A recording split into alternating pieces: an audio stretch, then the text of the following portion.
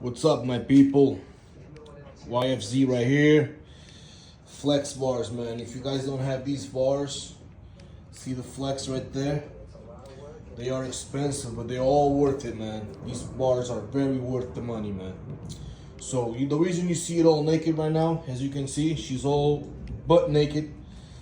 I have to take off the gas tank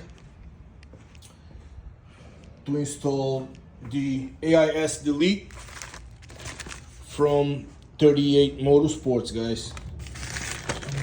See, this is the clamp that goes in the engine.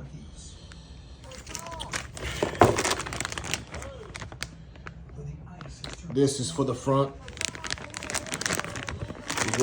This part goes under here. I have to take this out and install this one right here.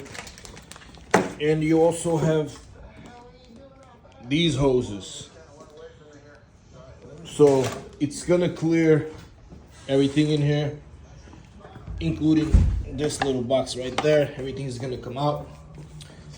A bunch of cables from here. Then I'll show you guys at the end.